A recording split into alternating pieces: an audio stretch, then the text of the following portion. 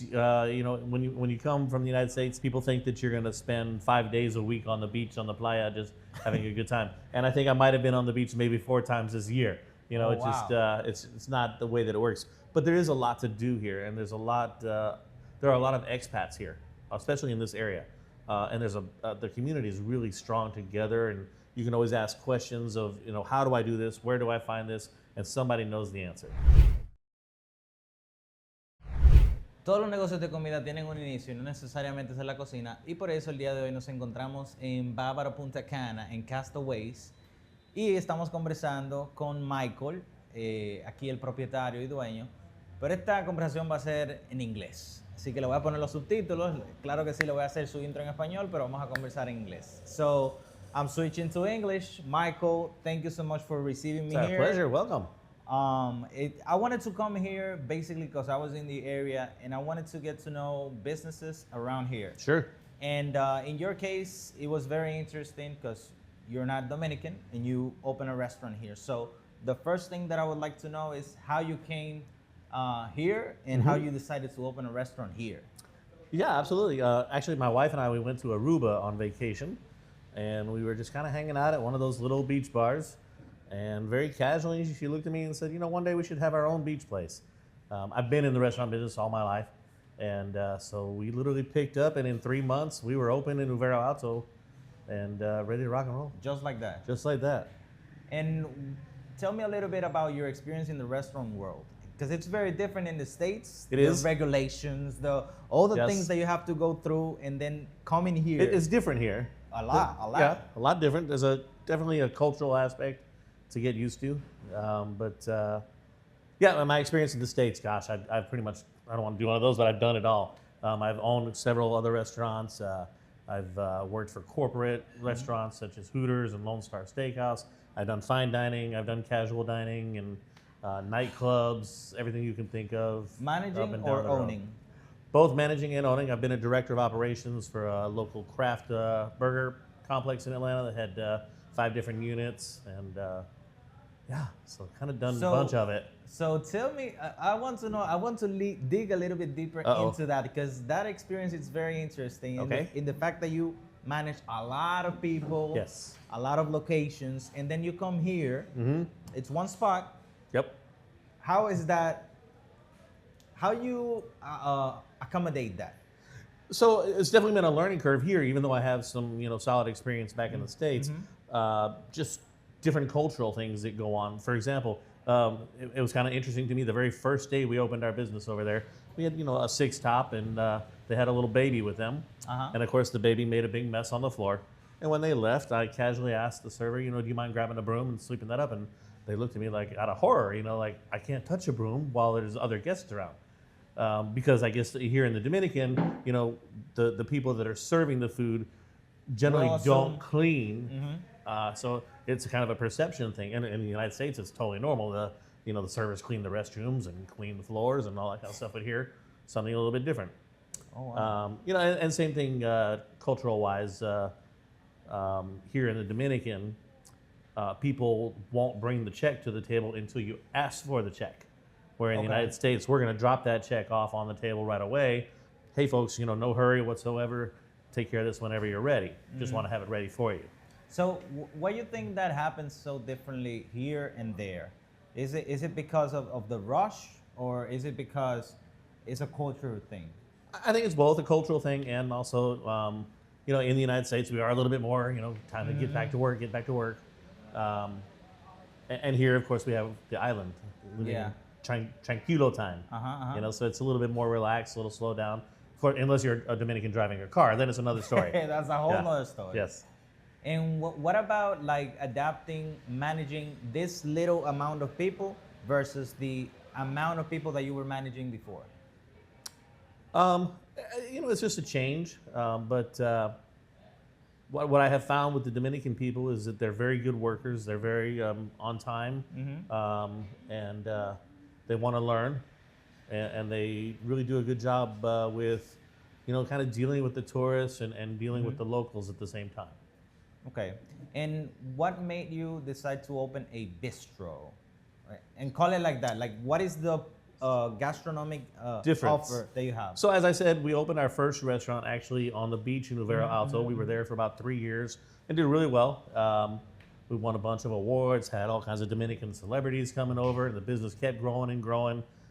We ran into a little issue with some corruption kind of things, and so we wound up coming Nothing here in new September. to the Dominican Republic. It Right, doesn't right, happen.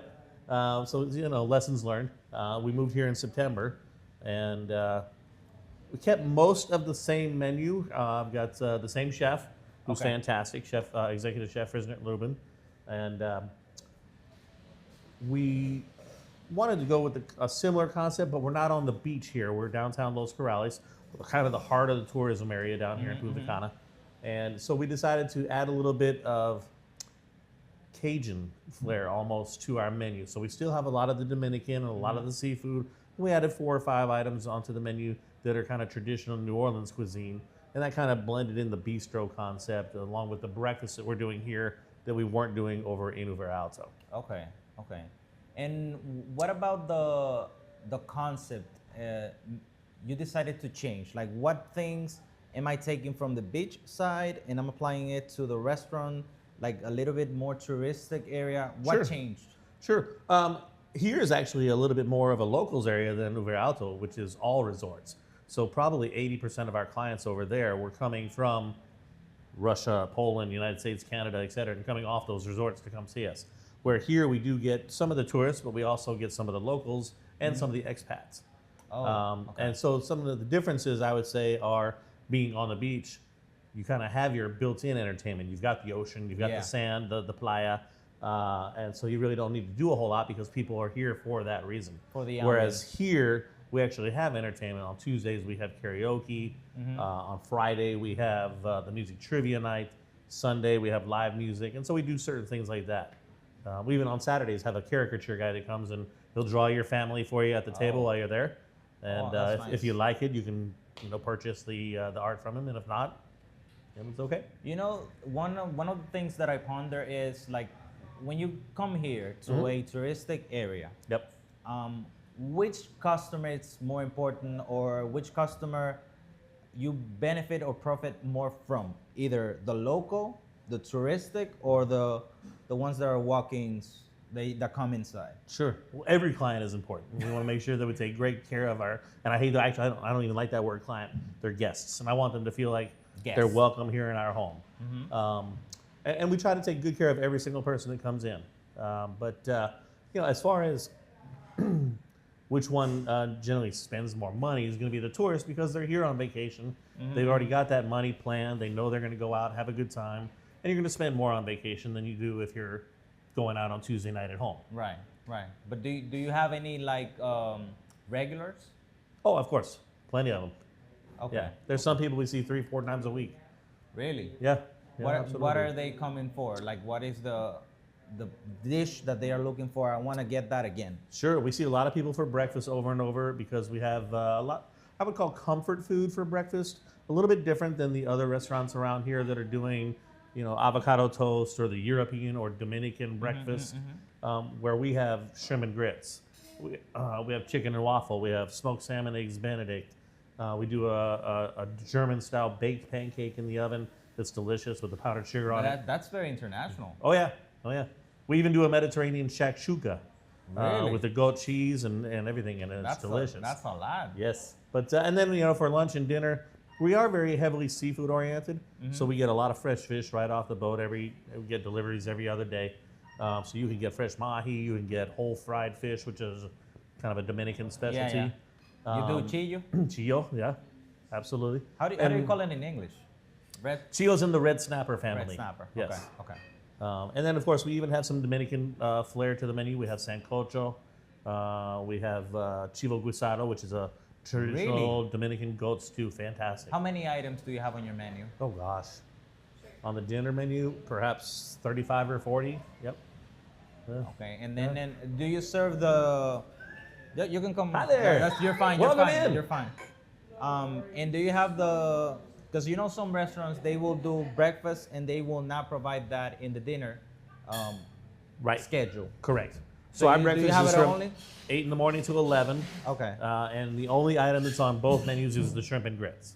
Okay, cool. Yeah. So you told me that you would like to get the chef on the show to talk a Absolutely. little bit about the cooking side of it. Oh, he's fantastic. So Okay. Chef Lubin, actually, he's originally from Haiti, but he trained in Boston at some of the finer restaurants up there for many years, and then worked on some of the cruise ships as well. And we're kind of blessed to have him. He was with me in Uber Alto, and it's kind of a funny story how we met, but I'll ask him. What I would like to know is, one of the things that I do ask a lot here in the show, it's how did you start? Like, how is it for you coming from the States to invest here? Like, do you find it that it's cheap? Do you find it that it's worth it? Like, how do you see the investment to start a business here? Sure. I don't know that there's much of a difference in investment dollar per dollar. I would say that I would never tell someone to move to the Dominican from the States or Canada or something like that looking for work, because you're never going to really get the same. It's a different pay scale, let's just say. Of course. But to open your own business here, there's definitely challenges that it's taken a lot of time to get used to. And there's a learning curve for sure. What is the trade-off that you did?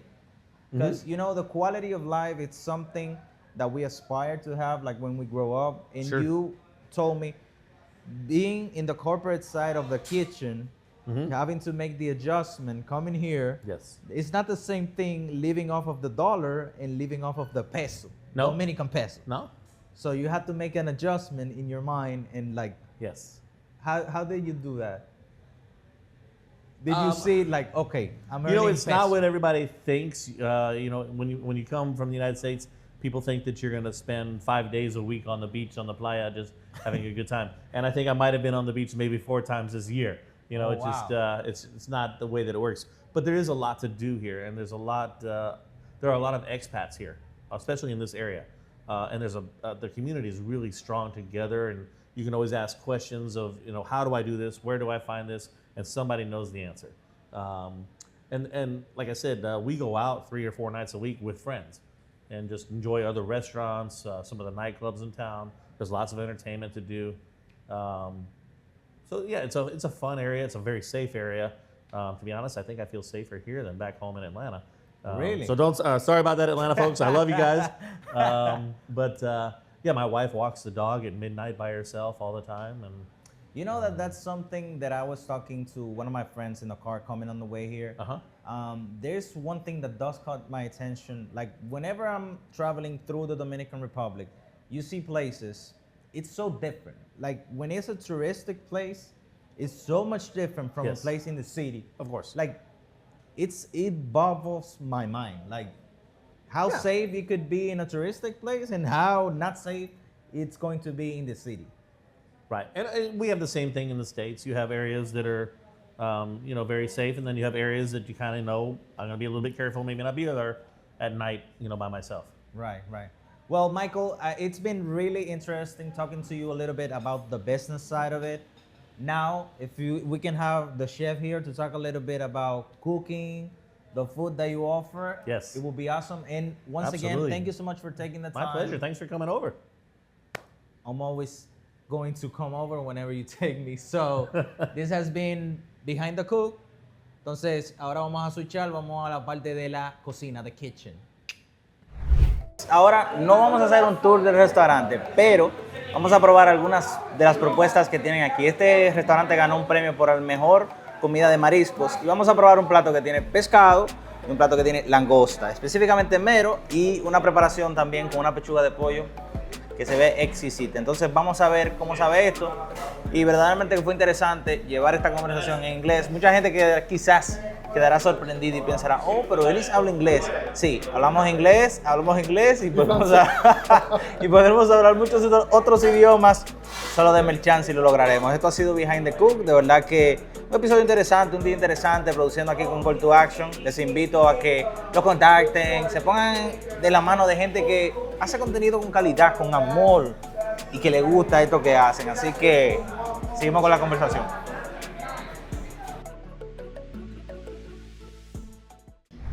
So here, aquí me están mostrando un premio que ganó el restaurante en el 2025 de mejor restaurante de steak y seafood, comida marítima y también cortes de res en Punta Cana en el 2025. Así que estamos en un lugar destacado de la zona. Ustedes saben. Thank you so much. For you. So now let's hear from the chef. From the chef. Entonces, seguimos aquí en The Castaways y yo pensaba que iba a hablar español, pero voy a hablar inglés. Vamos a seguir hablando inglés, así que vamos a seguir con los subtítulos. Entonces tenemos al chef encargado de la cocina de acá. Thank you so much for having me. Thanks for coming, sir. So tell me a little bit about the offer that we have here in this restaurant.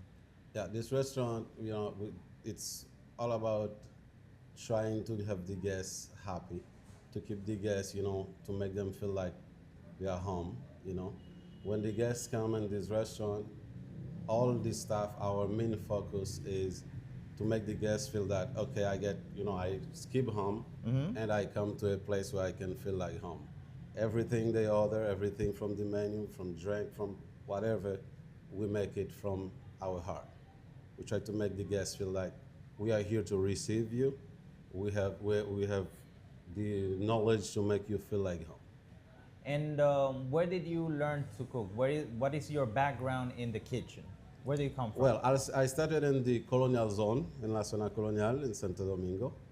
Yes, I was in the restaurant Caribbean Blue. That was next to Conde Street in Santo Domingo. It was a very nice restaurant. That's where I started as a dishwasher, with a very good chef. And I feel like the kitchen was part of me when I started working there. And then since then, I keep working in restaurant. I go to culinary school. I was in Dominican culinary class. I went to Boston for a few summer jobs. Yeah, the kitchen, it is really a passion for me. So what did you see in the kitchen, like being a steward and seeing the kitchen from the distance that caught your attention? Yeah, the best thing to be a chef for me is when you start from washing dishes, from the cleaning area, where you can see, you can know the problem, since in the back there, when you are a chef, you know how to control yourself, you know how to to keep your staff happy, because you know every part of the kitchen. You can understand in only one word when the staff will tell you, okay, this is what we need to do. You know it because you have been there. Right. If you want to study culinary, you go to culinary school, you just come from the top. You cannot understand when the guys come and say, hey, chef, this is this, because you never been there. You don't know how tough, how hard it is. This is one of the reasons we try to train our staff. They understand you can be a dishwasher, you can be a cook, you can be a sous chef, you can be a chef. At the end of the day, it's only one team. It's only one mission. The mission is the guests need to walk out here happy. And of course, we will make some mistake. You will know it. But even when we make a mistake, we try to make it out of our heart. Right? The guests come to see us, and we try to give them the best of us. So let me dig a little bit more into that subject, because for me it's very interesting the fact that you learn so much from being in the bottom of the chain and then coming up the ladder, becoming a cook, becoming a chef, becoming a sous chef. You learn so much because you know how everything works. So nobody can tell you like this is like this way or that way, because you know how it is. Yes, and then we accept ideas, because if you don't, I know everything from the dishwasher, from the cleaning area, but things keep changing. Right. We are not a business where if you bring a new experience, we will not accept it. Of course we do. It's a family business. We accept your new experience, but we have our background where you have to adapt yourself to ours, and we can let you give your new ideas. Because I will never tell a cook on my team, I know everything. You don't have to tell me nothing. Right. We are a restaurant. You bring a new idea. So you give them a space to create. Exactly. Okay. Yeah, it's the creativity. We give them a place where they know for that they will feel happy. if you let them be part of it. This is what I think one of the secret of Castaway is, if you want to be part of the family, we give you an access to it. But we have one goal, to have the guests happy. Awesome, Yeah. awesome. And what is your experience like with the dishes? What is the dish that you find that customers like the most, and why? Well, the dish that's as a chef, it's very hard for me to choose one dish. Of course. It's very hard because I have to put the same passion in everything you do. It can be a French fries, it can be a little salad, whatever. But for me, the best dish for me is when the guests come to me and say, hey, I want something new, something you never made before. And when we talk about it, I go to the back and I bring the dish and the guest is happy. Can be seafood, can be meat, can be whatever. Because as a chef, you cook so much. I have 20 years cooking. You cook so much. It's hard for me to say, I love lobster, I have love shrimp. But, creativity now takes us to a place where, you cannot just have everything in one menu, because it's a lot. Of course. It's a lot. But the guest satisfaction for me has become the best dish for me.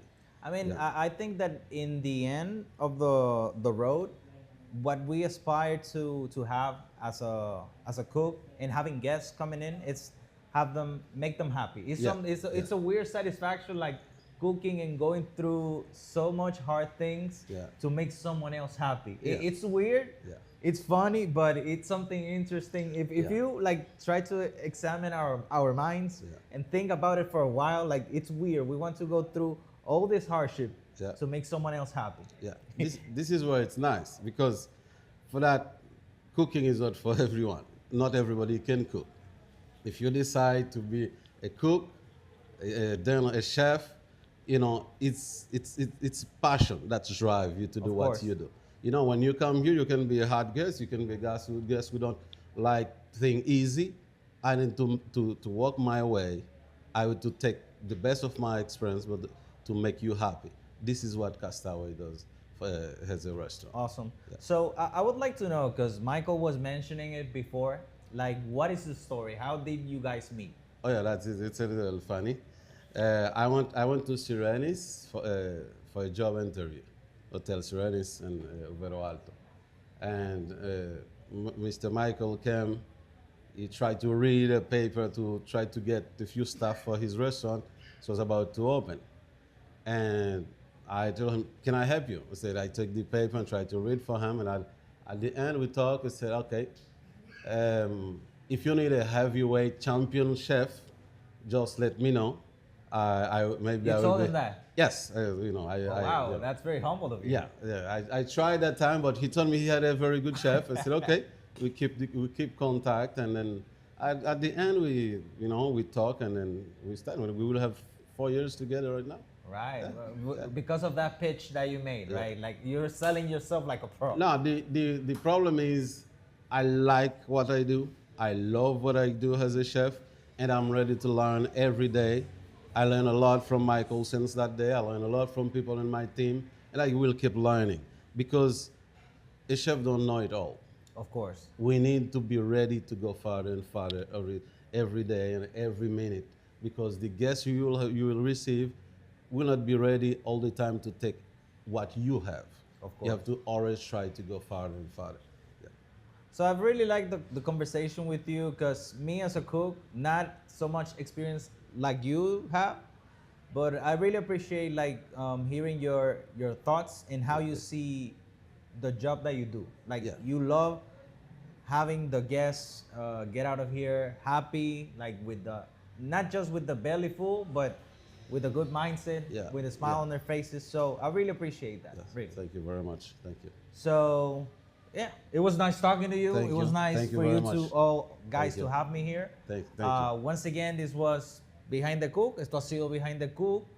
Denle like, suscríbase, comente. Este ha sido un episodio diferente, anglosajón. Para ustedes que no sabían que yo hablaba en inglés también, ¿eh? Así que denle like, suscríbase y nos vemos en la próxima.